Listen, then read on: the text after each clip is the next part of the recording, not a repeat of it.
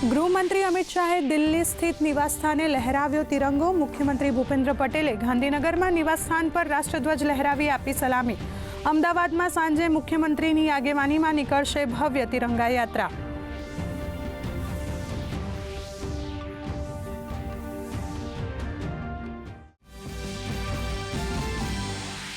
રાજ્યપાલ આચાર્ય દેવવ્રતજીએ આપ્યો સ્વચ્છતાનો સંદેશ। ગાંધીનગરના શાહપુરમાં સ્વચ્છતા અભિયાન હેઠળ કર્યું શ્રમદાન।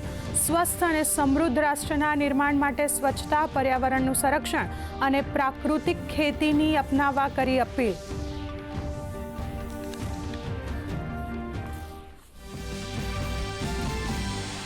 તિરંગાના રંગમાં રંગાયું ગુજરાત। છોટાઉદેપુરમાં નીકળી તિરંગા યાત્રા। પાલનપુરમાં 1000 ફૂટ લાંબા રાષ્ટ્રધ્વજ સાથે 3 કિલોમીટર લાંબી યાત્રા। સંઘ પ્રદેશ દીવમાં હર ઘર તિરંગા અભિયાન અંતર્ગત બાઇક રેલી।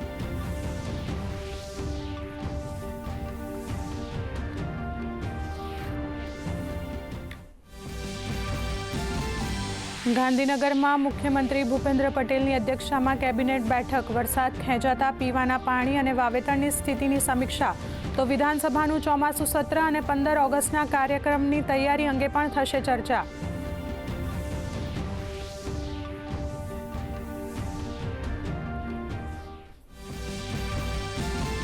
રાજસ્થાનના જયપુર બાંદીકુઈ એક્સપ્રેસ હાઈવે પર ગોજારો અકસ્માત। પિકઅપ વાન અને ટ્રેલર વચ્ચેની ટક્કરમાં 11 લોકોના મોત, 10 લોકો ઘાયલ। ખાટુ શ્યામ મંદિરના દર્શન કરી પરત ફરી રહ્યા હતા શ્રદ્ધાળુઓ।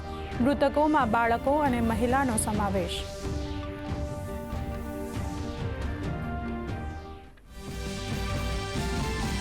દિલ્હીમાં કેન્દ્રીય કૃષિ મંત્રી શિવરાજસિંહ ચૌહાણે ખેડૂતોના વિવિધ સંગઠનો સાથે કરી મુલાકાત। વેપાર કરારમાં વિદેશી દબાણ છતાં મજબૂત નિર્ણય બદલ પ્રધાનમંત્રીનો ખેડૂતોએ માન્યો આભાર।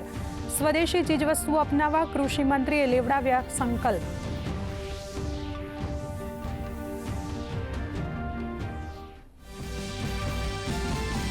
બિહારમાં એસઆઈઆર મુદ્દે આજે પણ સુપ્રીમ કોર્ટમાં થશે સુનાવણી। સુપ્રીમ કોર્ટે ચૂંટણી પંચના અધિકારીઓને રાખ્યા યથાવત, તો કહ્યું આધાર કાર્ડ નથી નાગરિકતાનું પ્રમાણ।